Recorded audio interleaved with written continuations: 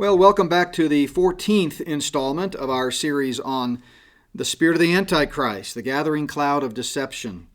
And today we're going to move into the fourth of 7 manifestations of the spirit of the Antichrist. The last session we dealt with the spirit of pride, and although we could have spent several sessions on that, I decided to limit it to one, just because, among other things, I was pretty eager to get to this next section, which is the spirit of power.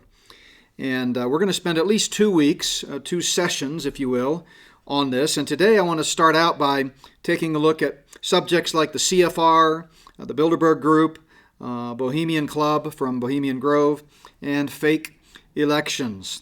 And so we're talking about the spirit of power, and I'll explain what we mean by that here in a little bit more detail in just a moment. But let me begin, as I do every one of these sessions, by establishing the biblical basis for this study. Spirit of the Antichrist is not just some marketing name or tool or ploy to get people to watch a video. This is a biblical phrase, the spirit of the Antichrist. The Bible tells us in 1 John 4 that the spirit of the Antichrist, which we have heard is coming, is now already in the world. So I know I talk about this each week, and some of you that are watching each of the episodes in this series may be in the habit of skipping forward the first 2 or 3 minutes as I review, but just in case some people are watching this video as the first one in the series, I always like to start out in the text as it relates to the spirit of the Antichrist. So basically what the Bible tells us is that there is an Antichrist coming. He's going to rule the world in utter wickedness and power and terror and tyranny, and he's going to be indwelt by Satan himself, and he's going to take over the world. And this is going to occur for a 7-year period just prior to the return of Christ to establish his long-awaited earthly kingdom. Now, in earlier messages in this series, we've kind of laid out a biblical overview of biblical eschatology and sort of end times events and so forth, so I won't take the time to do that now, but this is the basis for this study, is there is an Antichrist coming, and yet the Bible tells us to watch out because that spirit of this future world leader is already at work in the world. In fact, he goes on to tell us that even now many antichrists have come, even though one, capital A, Antichrist is coming. Paul says the mystery of lawlessness is already at work. And this passage here in 2 Thessalonians 2 is talking about the future Antichrist, whom Paul calls the man of sin, the son of perdition. And the one who's going to be ruling the world during that future time, that mystery of lawlessness associated with him is already at work in the world. And then again in 1 Timothy chapter 4, the Bible tells us through the Apostle Paul that some will depart from the faith in the latter times, and these will give heed to deceiving spirits and doctrines of demons. And so this is all part of Satan's conspiracy to take over the world, in which he is conspiring with demons and human agents. And lastly, we always like to point out that this foundational passage, that in the last days perilous times will come. So putting all this together, and again we've done this in greater detail at the beginning of this series, really in the first couple of episodes, but putting all this together, basically we're taking seriously what God's Word says. That if we're living in the last days, which we clearly are, the church age is the last days, and if perilous times are going to come, and if we're told to watch out for the spirit of Antichrist that's already at work, then we need to do that. And so we're watching now for 7 manifestations of the spirit of the Antichrist. Nothing magical about this list of 7 that I've come up with, but as I survey the teaching in Scripture on the Antichrist, which I've written about extensively in my book, What Lies Ahead, and in several other eschatology texts that I've written and taught in college and seminary for years about it, I've sort of distilled down the characteristics of the Antichrist to 7 primary characteristics. Again, you could talk about many more. And if you made your list of some of the key characteristics of the future world leader called the Antichrist, you may come up with a different top 7. But these are the ones that I chose to focus on in this series. And it's things like the spirit of pretense, the spirit of phenomena, and the spirit of pride that we looked at last week. But today we're going to focus on number 4 on my list, and that is the spirit of power. The spirit of power. Do we see evidence that this supernatural quest and thirst and hunger for absolute power that Satan has always tried to obtain, and that he's going to obtain a measure of for a period of time through his envoy on earth, the Antichrist. Do we see an uptick in that today? Do we see a manifestation of this thirst for power? Well, first, let's make the case that this is, in fact, a key characteristic of the Antichrist by reviewing some of the passages of Scripture that deal with Satan's power. First of all, going back to 2 Thessalonians chapter 2, we see the coming of the lawless one, that's the Antichrist, is according to the working of Satan with all power, signs, and lying wonders. So we looked at lying wonders when we spent several weeks on the spirit of pretense, of deception. We looked at signs when we spent a couple of sessions on the spirit of phenomena. But there's another key word here, power. It's the Greek word dunamis. You know, the Antichrist is not omniscient, and he's not omnipotent, nor is he omnipresent, because he's not God. He's a created being. He's an angel who fell, the archangel, one of the archangels who fell, a high cherubim that fell from heaven. And so he does not have the kind of supernatural, ultimate, absolute power that God has. But he's been trying to take over this earth since he got kicked out of heaven and couldn't take over heaven. And so though he may not be omnipotent, all-powerful, he is powerful. He is very powerful. And we see throughout history, as recorded in Scripture, there are times when Satan is able to, in the supernatural realm, outside of time, space, and matter, manifest certain paranormal, otherworldly types of activities. This is going to reach a pinnacle during the future tribulation period. So he is powerful. And we go to Revelation 13, which we've looked at a lot through this series, and we read that all authority was given him over every tribe and tongue and nation. Now, the word authority here is the word exousia, which is often translated power. Same kind of idea. So in order for someone to exercise power, they have to be in a position of authority. And as the one world leader in that future 7-year tribulation period, he's going to have that type of power. In Ephesians chapter 5, Paul refers to Satan as the prince of the power of the air. And he goes on to say in chapter 6 of Ephesians that we don't wrestle against flesh and blood, something many believers have really overlooked as we get closer and closer to the return of the Lord, closer and closer to that moment in a twinkling of the eye where the Lord will catch up believers to meet him in the air at his first coming, to rescue the church from this present evil age. And then sometime after that, following the 7-year tribulation, to return with his saints, with you and I, believers of this present age, to establish his long-awaited kingdom on earth. As we wait for his return, we often forget that our struggle is not against the government, it's not against liberalism, it's not against Democrats, it's not against evil people, it's against powers in the heavenlies, rulers of darkness, spiritual hosts of wickedness. There is a certain power, again the word here is exousia, that the Antichrist will exercise. Going back to Daniel's discussion in chapter 7 of the Antichrist, he says, "Behold, I saw a fourth beast, dreadful and terrible, exceedingly strong, huge iron teeth, devouring, breaking in pieces, and trampling the residue with its feet." It was different from all beasts that were before it and had 10 horns. I talked about recently in this series how the Antichrist has, or Satan rather, has Antichrist candidates available at any age because he doesn't know when the rapture is going to happen. So he's got to have his man of the hour ready that he can kind of indwell and step into and put to the fore to sort of take over the world once the restraining influence of the church is taken out of this world. And so we could look back through the annals of history and see many candidates who might have been his man of the hour should the rapture have happened in that day, such as Hitler or Stalin. But I mentioned previously that all of those wicked world leaders pale in comparison to the biblical description of the one who will rule the earth during that 7-year period. Going back to Revelation 13, "Then I stood on the sand of the sea, and I saw a beast rising up out of the sea." This is the Antichrist, having 7 heads and 10 horns, and on his horns 10 crowns. 10 crowns. Note the word crowns here is diadems that are placed on the horn. And they're placed on the horn instead of his head because his power rests with his brute force and power. And on his head's blasphemous name. It goes on, now the beast which I saw was like a leopard.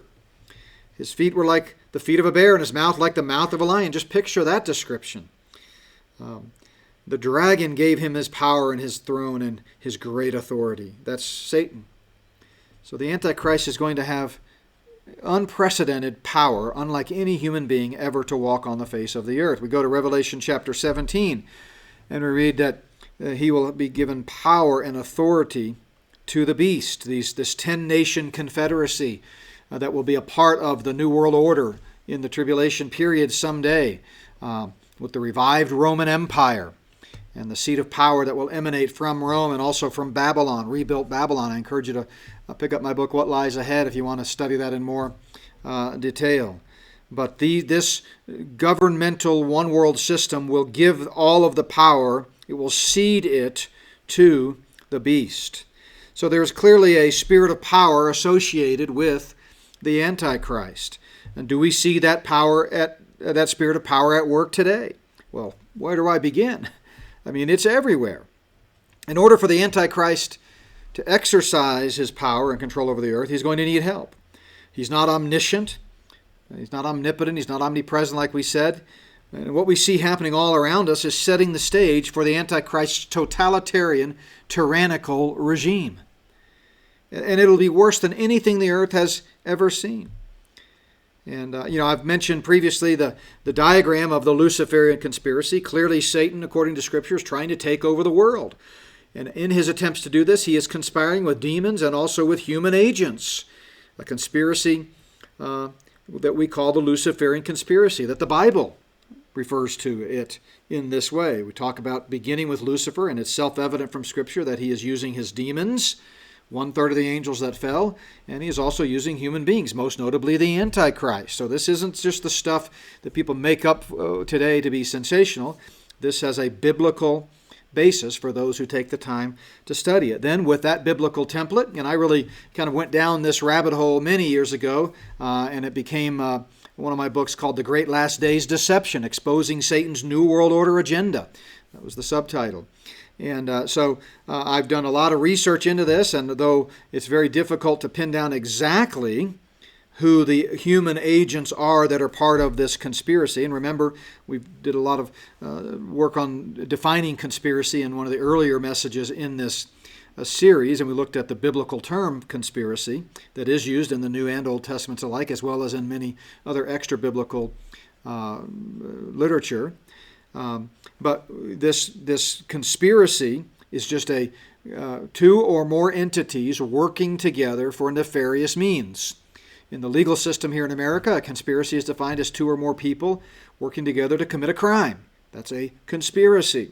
So again, conspiracies are as old as time itself. I won't go back and rehash that, but I did want to throw up on the screen the diagram that I gave out in one of the previous messages in this series, and it's labeled Explaining and Defining the Luciferian Conspiracy, Explaining and Diagramming, I think it's called. I don't remember exactly which one it was, about first session 4, maybe 3 or 4, along about there, but you can see it on our YouTube channel.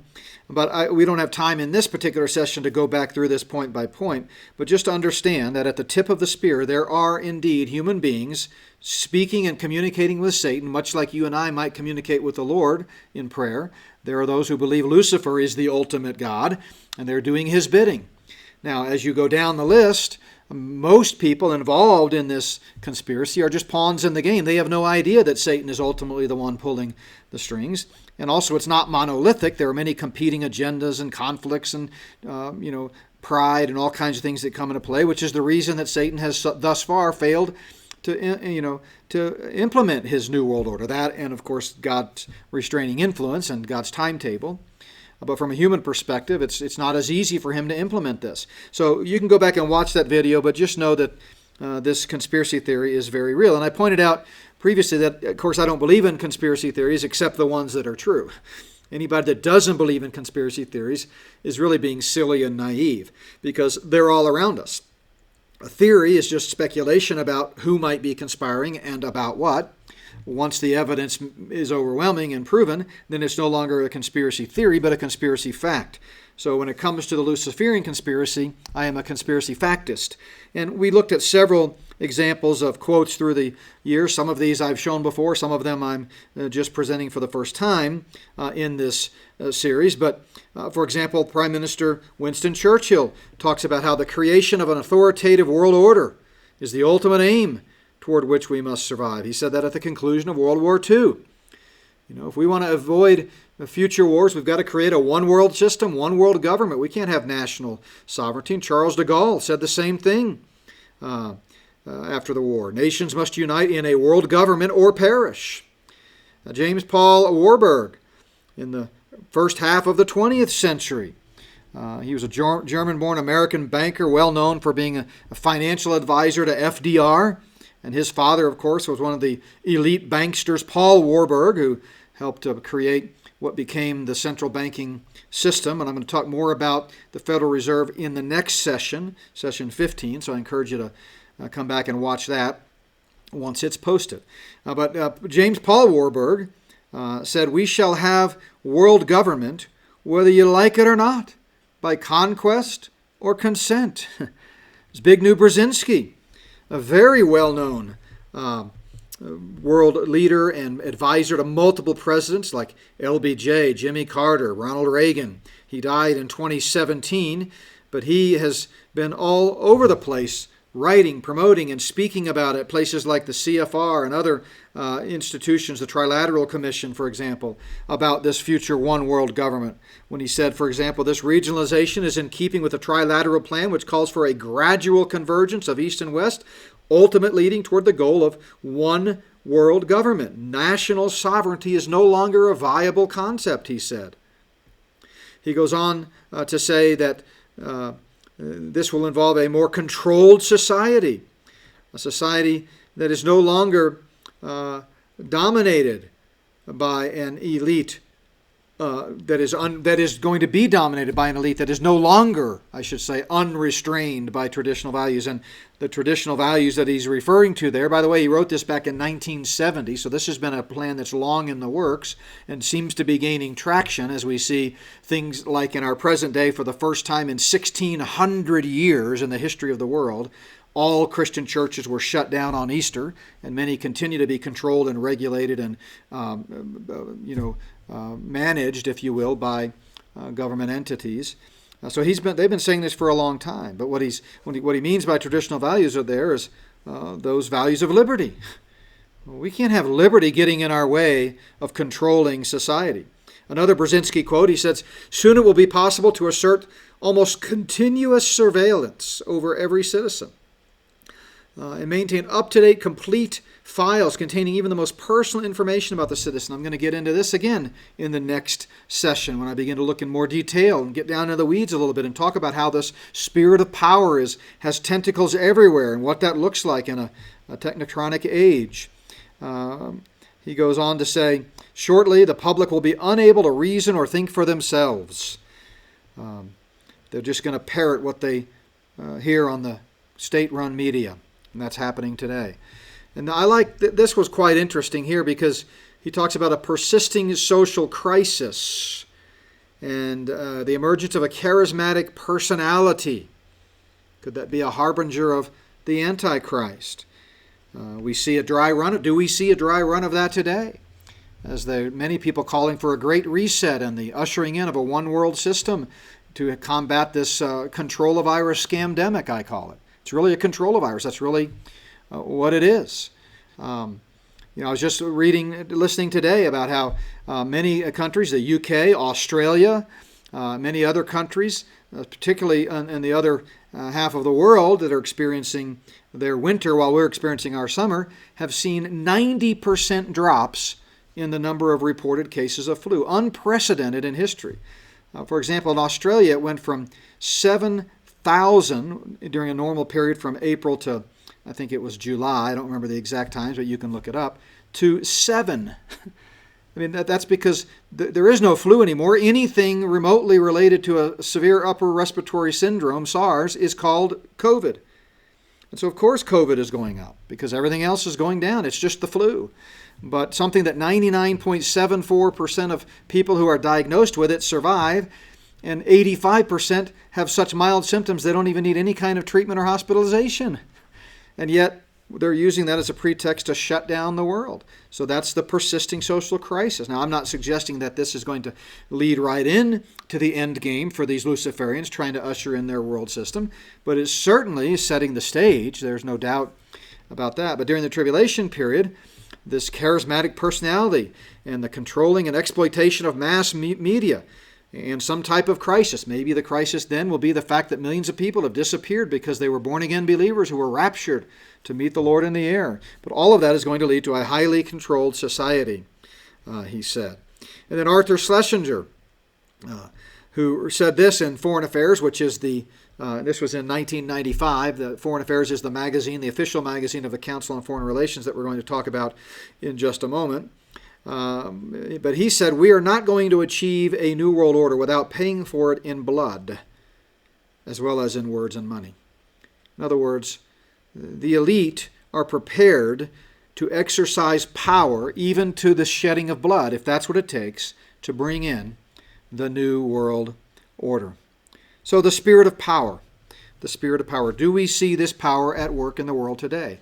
Absolutely. Let's talk next about three primary avenues where the ones who really pull the strings, the top-tier Luciferians, actually exercise control over world affairs and government affairs. One of these is the CFR, or the Council on Foreign Relations. It traces its origins back to the Paris Peace Conference after World War I, with men like Colonel Edward M. House and Walter Lippmann and many other business and academic leaders who exerted a heavy influence on President Woodrow Wilson and the U.S. government.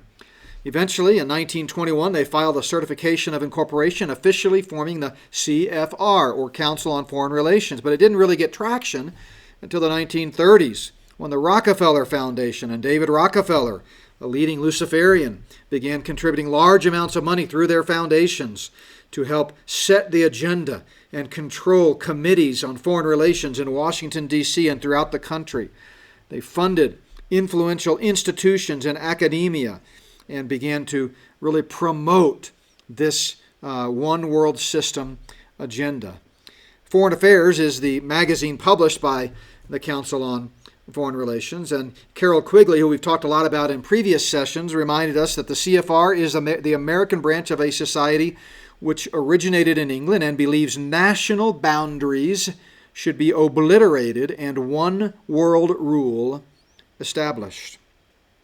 Now, for many decades, since at least the 30s and 40s, all American presidents have been beholden to the CFR, have been either members or attended CFR meetings. Men such as, in recent history, George W., Joe Biden, presidential candidate, Obama, U.S. president, and even Donald Trump, though he was an outsider, at least by his own declaration, immediately surrounded himself with advisors and cabinet members who are members of and controlled by the CFR, such as his first defense secretary, Jim Mattis, and his current defense secretary, Mark Esper, both CFR men. In fact, Donald J. Trump, puzzlingly, after promising to be an outsider to expose the deep state and to drain the swamp, included at least 67 other CFR members from day one in his cabinet and administration. Men such as John Bolton, former U.S. ambassador to the UN. You don't think he has influence and is beholden to the CFR? He's a CFR member. He was also former assistant attorney general under Reagan. He's also, by the way, John Bolton, the one who directed PNAC, the Project for the New American Century. Look that up sometime. And he, of course, was the former national security advisor under Trump when he first started. Men like Rex Tillerson, former Secretary of State, Mike Pompeo, current Secretary of State, all CFR members. Rick Waddell, National Security Advisor. Robert Wilkie, Secretary of Veterans Affairs. Heather Ann Wilson, Secretary of the Air Force. Patrick Shanahan, Deputy Secretary of Defense. And also Secretary of Defense briefly during the transition of power from Mattis to Esper. Anthony Scaramucci, remember that name? He was Director of Communications. He is a former Goldman Sachs executive and CFR man. Wilbur Ross, the Secretary of Commerce. Jeffrey Rosen, Deputy Secretary of Transportation and Deputy Attorney General. Jerome Powell, Chairman of the Fed, CFR. Rick Perry, CFR, Secretary of Energy. Steve Mnuchin, seen him a lot in some of the press conferences related to the scamdemic and some of the economic relief packages. Steve Mnuchin, our Secretary of the Treasury, CFR guy. K.T. McFarland, a Deputy National Security Advisor, and of course Jared Kushner, Senior Advisor to the President.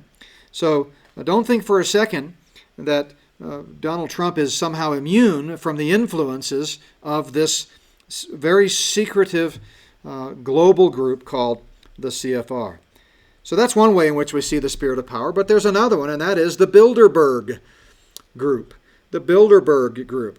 The first meeting of this secretive group of world elites took place in Oosterbeek, the Netherlands, in Hotel de Bilderberg, and that was in 1954, and they've met every year since then. If you go to their website, they meet in different locations each year, but it says, since its inaugural meeting in 1954, again, this is from their own website, the annual Bilderberg Meeting has been a forum for informal discussions to foster dialogue between Europe and North America. Every year, approximately 130 political leaders and experts from industry, finance, labor, academia, and the media are invited to take part in the meeting. Remember what David Rockefeller said in a previous quote that I have given you in one of the previous sessions about how thankful he was to the media for keeping their secrets, because the media attends these meetings and then they get their marching orders and they produce only the news that they want you to hear. So the meeting is a forum, this again going back to their own description of themselves, for informal discussions about major issues.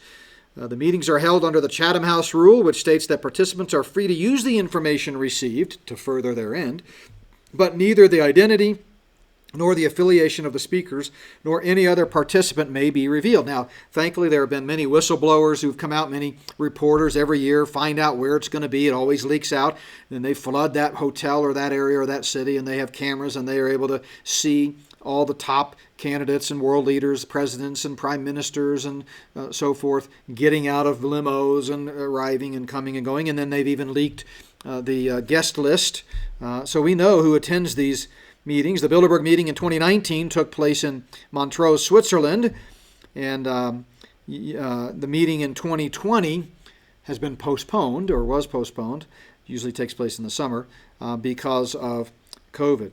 One of the top researchers into this area is James Morkin, who said Bilderberg pulls the strings of every government and intelligence agency in the Western world. I referred to him several weeks ago, James Morkin, when we talked a little bit about underground bases and how those are on the rise. He's written an excellent book about that. And then don't forget what Edward Bernays, the father of propaganda, said. Quote, a presidential candidate may be drafted in response to overwhelming popular demand, but it is well known that his name was first decided upon by a half dozen men sitting around a table in a hotel room. Wow. I mean, this has been known among the insiders and those who take the time to research it for decades. A person doesn't just decide because he or she is powerful, wealthy, and wants to make a difference in this world and is very patriotic to say, I think I'll run for president. It just doesn't happen that way. And before digital voting, which we're going to talk about here in just a moment, if an outsider were able to somehow, by his own good fortune and desire and investment of money, sneak into the White House over and against the approval and objections of the elite, then they remind him right quick who's in charge.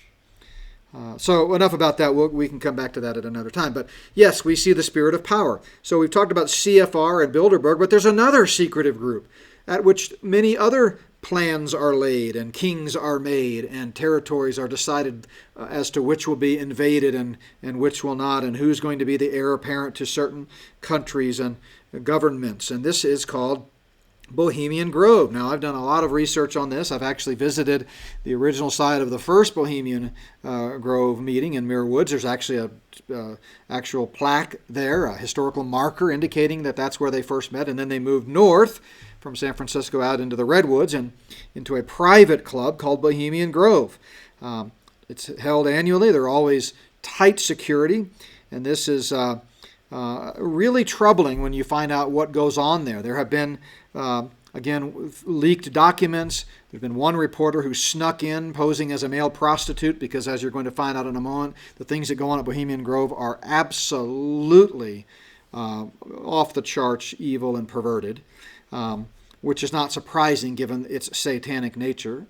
But there was one reporter that snuck in and posed as a male prostitute and took unauthorized video. And so it's pretty widely known what goes on there. There have also been interviews, sort of gotcha interviews with key leaders, like Bill Clinton once in a press conference was confronted about it. And all he could say, like a cat with a canary, was, oh yeah, I've heard something about that. Is that where all the Republicans go to, and then he talked about some sexual type reference.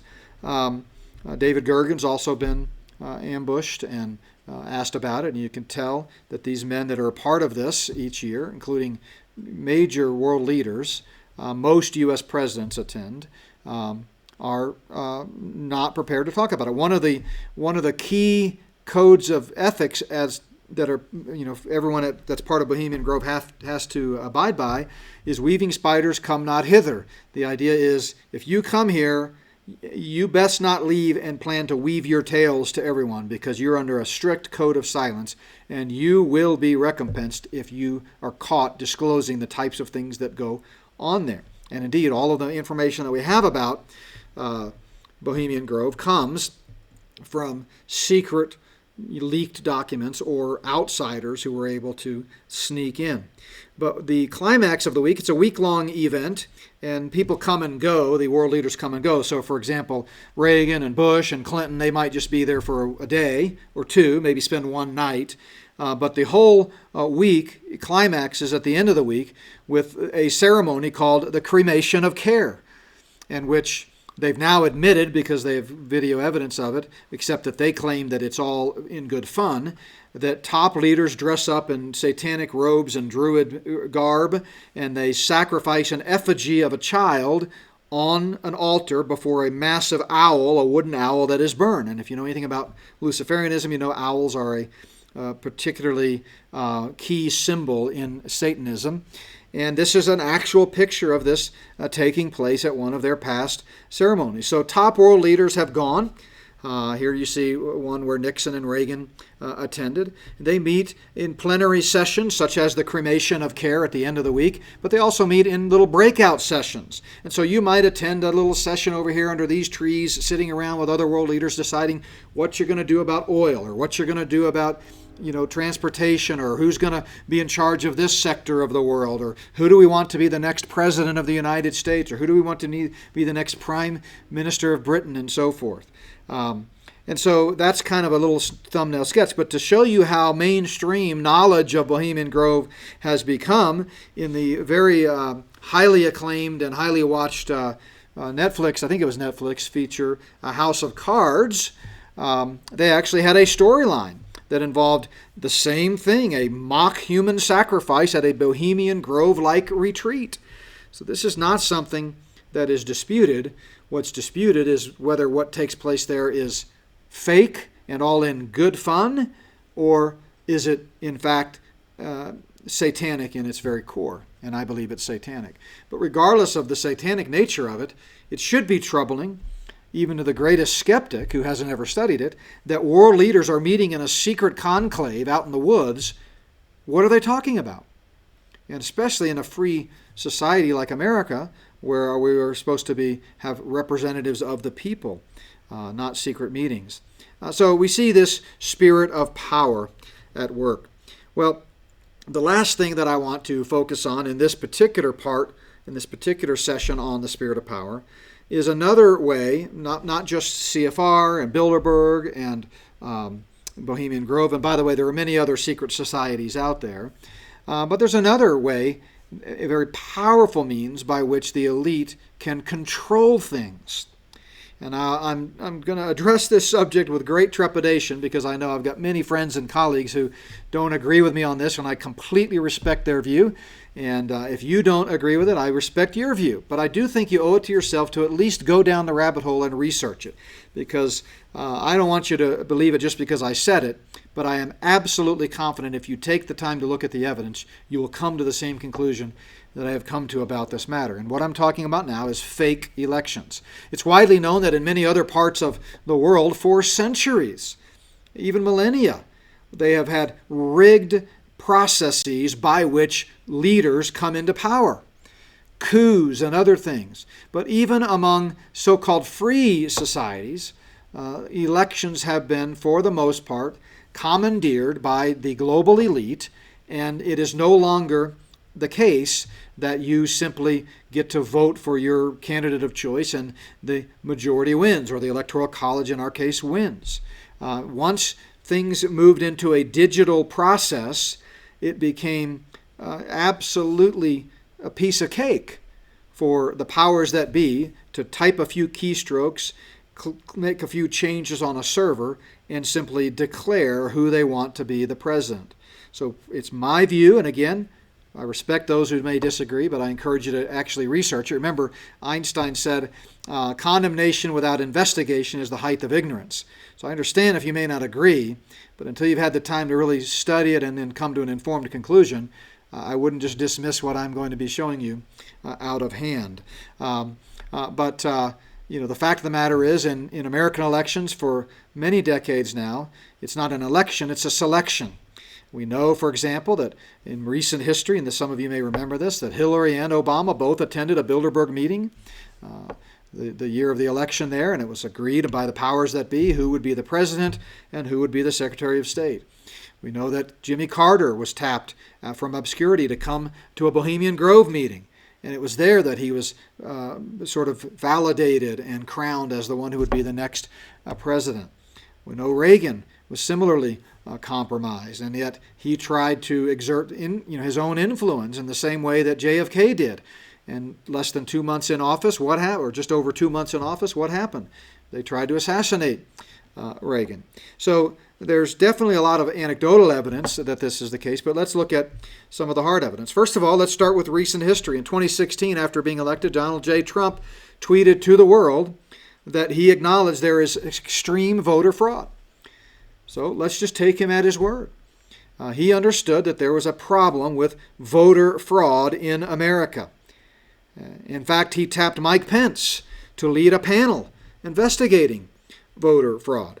There was all kinds of talk in all major news outlets, including Fox News and CNN, about how Russians hacked our election servers. And if you can hack into the NSA servers, in theory, the most protected technology in the world on the globe, you don't think you can hack in to some of these third-party companies, most of which are foreign-owned, that actually announce the results of the election? See, here's an NBC headline. Putin was directly tied to the election hacks. And I know it's been kind of a pendulum. The right and the left is very confused on this issue. In fact, you may not even remember now. Do I believe there was a Russian hack, or was it Czechoslovakia or Ukraine? Who was it that did this hack? Because the mainstream media has done a great job of disseminating misinformation and confusion. My point is simply that it was acknowledged by our president himself that there was serious voter fraud in the 2016 election. And this happens all the time. There are always people on the lookout for voter fraud. Even before the digital age, they would take big metal cases, locked cases full of ballots and toss them into Lake Michigan. That's how JFK came into power, because with the help of the mob, he was able to rig the election. And so, people vote twice. I can tell you a story back from my younger days, before I was awake to the way the world really works and the Luciferian conspiracy and influence in the world. I went to show up to vote in a presidential election. And that was back when they had the pads. This was in Texas. They had the pads where you had your name on there, all the registered voters, and you signed on that big, long, wide pad, and that indicated you had voted. And I saw right above my name as I went in to sign and show up to vote that a relative of mine, same last name, who I knew had already voted early, their name was still there with no signature. And I was puzzled by that, and I said, so-and-so here, and I pointed to their name on the list. They haven't voted? No, they haven't voted. And I said, so they could show up and vote later today? Oh, yeah, absolutely. Anybody who there's no signature, they can show up and vote. So I went into the booth, voted, went home, called a local TV station and said, I don't know if you're aware of this, but I think I've uncovered a flaw. I didn't think in terms of conspiracy or anything. I just thought it was a flaw in the system that people who voted early, because I knew they had done early voting, which was allowed back then, and of course now it's the norm. I think I've discovered a flaw where someone who voted early could come on election day and actually vote a second time. And the reporter that I talked to said, oh, really? Thanks for sharing. Click. Never heard another word about it. Now, that should be big news. If there's a clear, easy, obvious way that people can vote twice, you know how many thousands and tens of thousands and hundreds of thousands of people voted early and for the last several decades in elections. Maybe they're going to be out of town on election day. Maybe they're a college student and so forth, and they're not in town, so they vote early. And yet all they have to do is show up at their polling place on election day and vote again. That's an issue, but that just is one example of how it's not tightly controlled.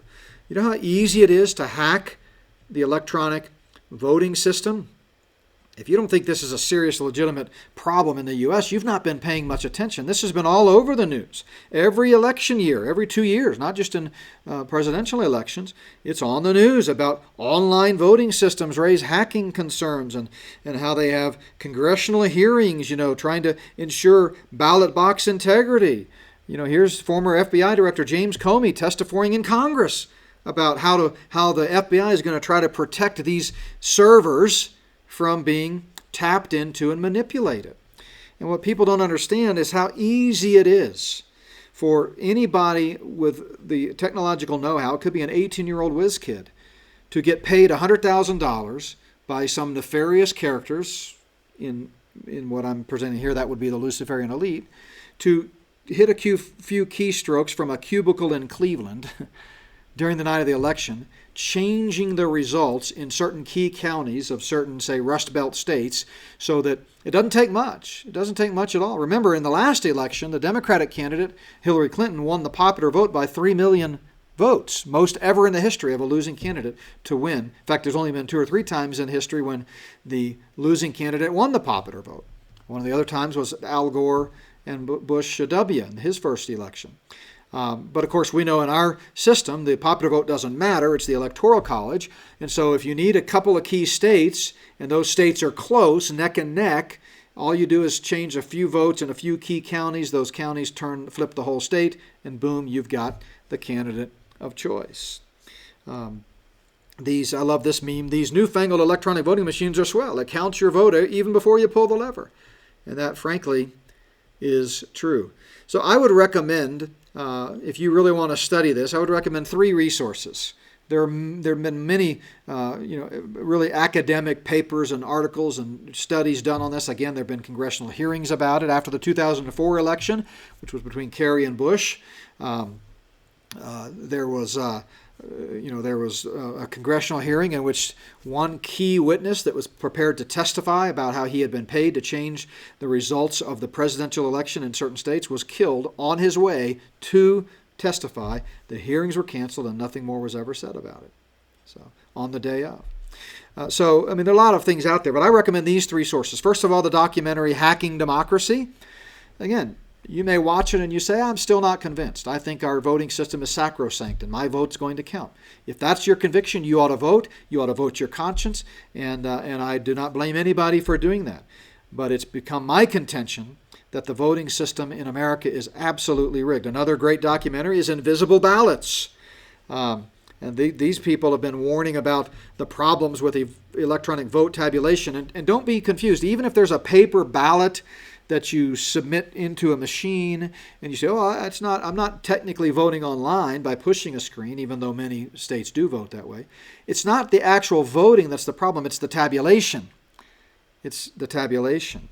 And then finally, another one that I highly recommend is Black Box Voting. This is both a book and a DVD documentary.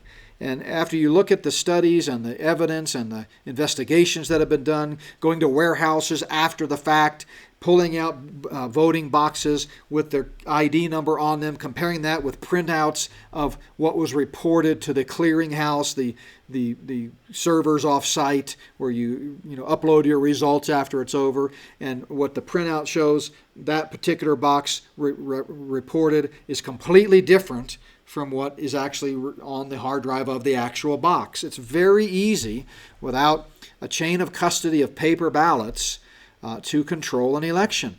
It's again, this is nothing new. Even before digital, like I said, they could just simply discard some ballots. Well, guess what we've come back to today in our present day, with an election looming here in just a few days? A whole lot more paper ballots because of COVID. So maybe this is just my speculation, maybe in 2016 there was a hacking war, and maybe the elites hackers were bested by a private cabal of hackers. And it's not as easy for them to control now, because it's basically whoever types in the keystrokes, last that gets the win. So now they're having to go back to paper ballots, which who knows if those are going to be counted. There have already been reports all over the country, I'm sure you've seen this, of truckloads of ballots not being delivered where they belong. So the process, if you don't think, here's the bottom line, if you don't think the Luciferian elite and their henchmen can control an election, then I've got some oceanfront property to sell you in Arizona. So the democratic process is not foolproof. Have you stopped to think about the reality of virtual cloud-based vote tabulation? I mean, ask yourself, where is your vote after you cast it? Does it stay in a little box with a padlock on it? Who controls it? Who counts it? Where does it go? It just goes up into the cloud, and you never see it again. And you're at the mercy of someone sitting in front of a keyboard, clicking keys, and announcing their results to Fox News and CNN, as we all sit eagerly by to hear whom we elected, when in reality it's who they selected, right? Look, I encourage everyone to vote if that's what your conscience dictates and you feel like your vote counts. If I didn't know what I know, that's how I would feel as well. But recognize the reality of this virtual cloud-based vote tabulation in our system, and never forget what anybody in the tech world tells you. There really is no cloud. There's only someone else's computer. We think, it's in the cloud. Well, what is the cloud? That's a metaphor for somebody's hard drive. You're just allowing your personal data, when you store it on the cloud, to be controlled by somebody else. And I'll leave you with this. Don't forget what Joseph Stalin famously said: those who cast the votes decide nothing. Those who count the votes decide everything. I did a little research into this quote. It's widely attributed to Stalin through the years, but it's actually, like a lot of quotes over the years, they sort of take on a life of their own. The actual quote that he said, on which this is based, is, quote, "I regard it as completely unimportant who in the party will vote and how, but it is extremely important who will count the votes and how." So that sort of became conflated to those who cast the votes decide nothing, those who count the votes decide everything. But that's certainly what he meant, and that's certainly what he said when he did say it's completely unimportant who votes and how. It's extremely important who counts the votes and how. Napoleon III, just a few decades before Stalin, the nephew of Napoleon Bonaparte, echoed the same sentiment when he said, "I care not who casts the votes of a nation, provided I can count them." And then lastly, on a lighter note, the great theologian Mark Twain reminded us, if voting really made a difference, they wouldn't let us do it. They wouldn't let us do it. So the spirit of power is absolutely at work among us. And what's the solution? What's the answer? I hate to leave you without giving you, from God's Word, some responses to what's going to be the ultimate outcome of the spirit of power. But since I'm doing this in 2 different sessions, at least, we may carry it into 3, I will leave that for the next installment. So be sure you watch the next episode of this series on Spirit of the Antichrist. It'll be number 15. I'm going to give you some more examples of the spirit of power But most importantly, I'm going to go back to the Word of God again and talk about how we can overcome this spirit. Thanks for watching.